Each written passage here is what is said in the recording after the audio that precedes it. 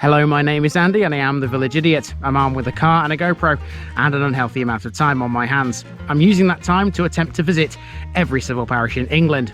You're watching the Derbyshire Dales series. The Dales contain some of the most beautiful British scenery. It's a magnificent area. Here's one of its 109 civil parishes.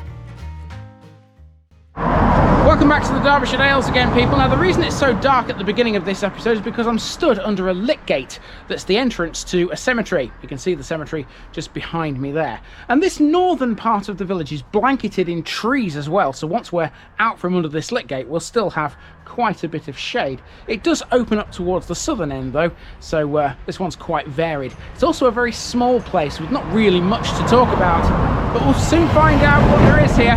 Welcome to the parish of Hassop.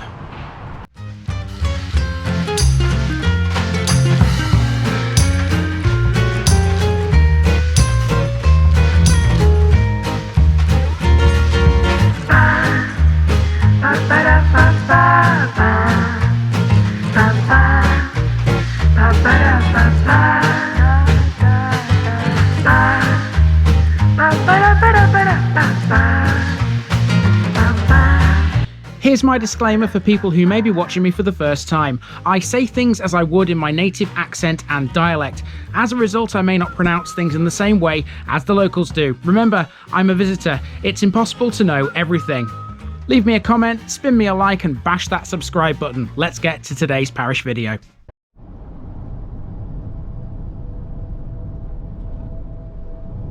Hassop, Witch Valley. In the Derbyshire Dales this time out, we're in a place called Hassop, a tiny village about 2.5 miles south of Calver.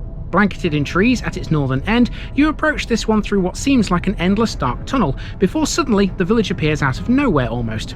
Blink and you miss this one. A lot of traffic simply passes straight through Hassop on its way to Bakewell, which is immediately to the south.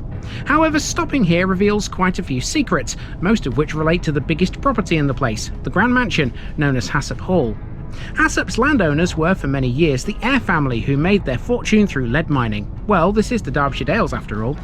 As a result of that, Hassop itself developed around a number of lead mines. They had interesting names like the Brightside, Backdale, Harry Bruce, Waterhole and Whitecoe. They all lasted until the mid-19th century. Even though the mines have gone, you can supposedly still access one of them if you ever find yourself in the right room of Hassop Hall. It's not all about the hall here though. Hassop also features a small cemetery, an organic milk farm, and a historic station, which today stands on the Monsell Trail. There's lots more to this one than you might think. Don't just drive through, stop and have a look. Let's go.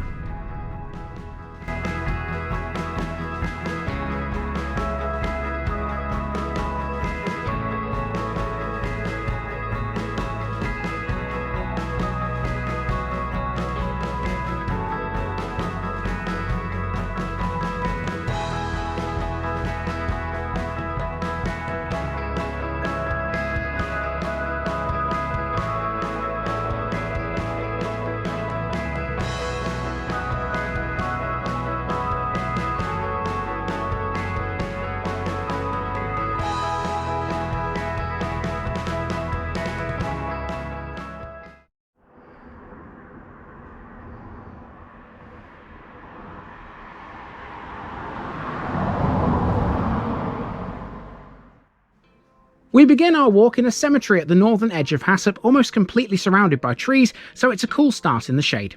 This cemetery, like a few other things in Hassop, is Roman Catholic. It features a Commonwealth war grave, that of Samuel Charles Lindsay Hodgkinson of the Royal Australian Navy, who died in 1915. Not all of these headstones are graves. This one simply tells us the cemetery was restored in 2007, its two benefactors being the Cavendish Hotel in Baslow and the George Hotel in Hathersage. Aside from the road, which flashes past it, it's a really peaceful spot this. Hassop Village is basically one street and a couple of lanes which spring from its length. At this northern end, one of them is School Lane. Most of Hassop's children historically attended school in Great Longston, but Hassop also had its own public elementary school. The difference was, it was Catholic. It was built in 1859 and it could hold up to 100 children. It was on this road, but it's a ways further east. So why the Catholic connection out here, you ask? Well, the answer lies with the local landowners, the Eyre family. They were Catholics themselves and even built their own church close to their home. The most obvious reminder of the Eyre family today comes in the form of a pub. This is the old Eyre Arms. It is unfortunately closed right now, but it still maintains some historic interest. It's 300 years old and once had an imposing grandfather clock squeezed between its two main comfortably furnished rooms. Over the road near its car park is a parish notice board, and it's great to see such a small place with one of these. Tick it off everyone, Hassop is done. Between here and the church, the only landmark of note is a phone box. It has no phone, instead it's now a defibrillator cabinet. So far everything we've seen has been under like a blanket of trees, and it's been quite cool because it's quite a warm day today and the shade has been quite helpful for me. This shade will continue a little bit further, but it's soon going to open out into bright sunlight. Now you can see behind me there, we've got a corner and there's two roads up there, one that goes to the left and one that goes to the right. First of all, we're going to go up the one to the right because that's where the church is and Hassop Hall, the entrance to Hassop Hall is. And then we're going to turn around and come back down the one down the left because that will take us back to where we started. And there's a farm to talk about down there. Now we come to a junction. If you continue south, you're heading for the end of the village. Turning right brings you to the massive early 19th century Church of All Saints, Roman Catholic of course, befitting the religious persuasions of the Eyre family. A Grade 1 listed building, it was designed by the architect Joseph Ireland. He worked for many Catholic families in the Midlands, but only a handful of his buildings survive today. The style of this one is neoclassical, with the appearance of a Greek temple.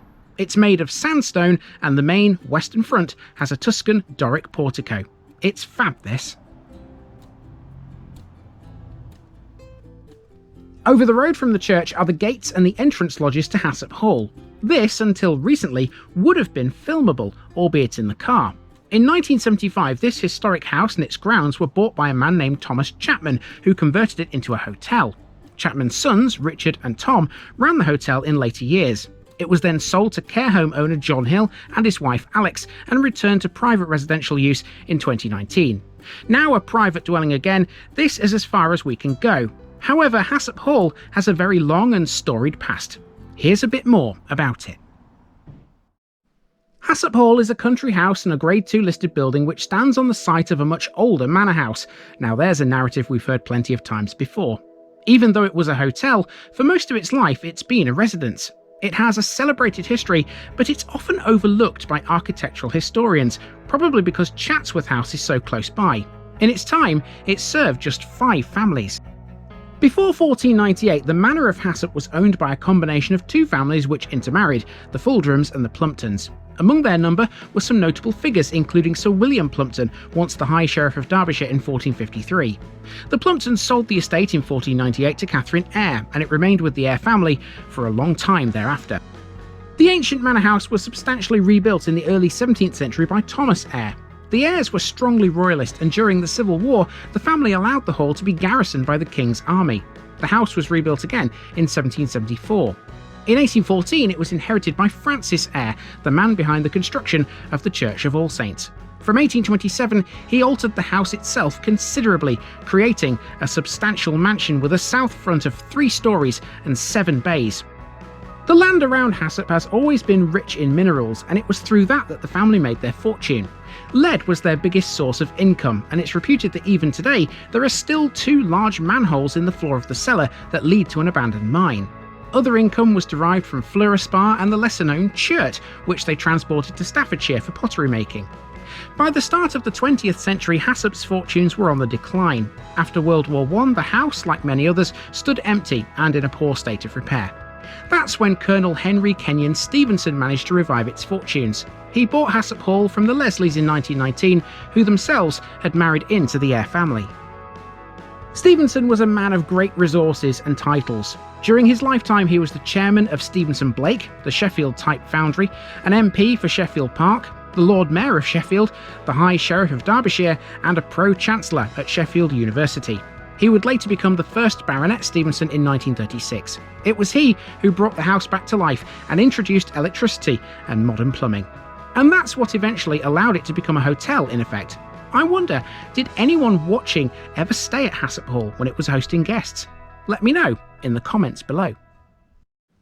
We return to the route on the same main road that we left it after passing the entrance to Hassop Hall. This last section is mostly about a farm. Here on the left hand side you can see a sign offering us fresh organic milk. This is Home Farm, which Simply Milk Organic have been producing a range of dairy delights from since 2018. Everything produced here is 100% organic. The farm is rented from the Hassop estate and its work is the pride of the Dilks family. Home Farm's nearest neighbour is a beautiful 17th century dowager house, now divided into 3 properties known as Hassop Court. Okay, so that's the walk. Simple enough job from one end of Hassop to the other.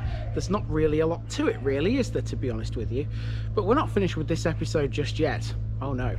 Because to the south of this village, there's an old railway station where you can access a very familiar trail. 2 miles south of the village is the site of Hassop Railway Station. It was built by the Manchester, Buxton, Matlock and Midlands Junction Railway in 1863. Hassop was built for the benefit of the Duke of Devonshire, who owned and resided at Chatsworth House. Having previously declined to allow the railway to pass over the easier terrain of his lands, he belatedly saw its possible benefit. Indeed, for a while, it was even named Hassop for Chatsworth. However, this sparsely populated area was ultimately its downfall. It saw little use and closed in 1942. Its greatest usefulness was as a goods yard, which closed in 1964.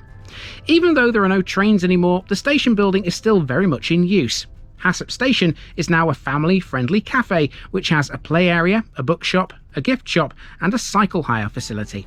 This means it's now one of the most popular stops on the 8.5-mile long Monsall Trail, which runs along the trackbed of the once busy railway line. And you can even stay at Hassop Station these days. In front of the main car park are the Hassop Station rooms. These occupy a beautifully renovated country farmhouse with 6 spacious, stylish guest rooms with massive king-size beds. I'd assume most of its guests are Peak District ramblers or cyclists, and I wouldn't blame them. And with that, we've completed Hassop. Now, to get to the next one, I needed to follow this road, the A6020. This runs along the southern portion of the parish boundary. In the next episode, I had to make an unexpected detour, which involved an extra half-mile hike. Come back soon to see what all that was about.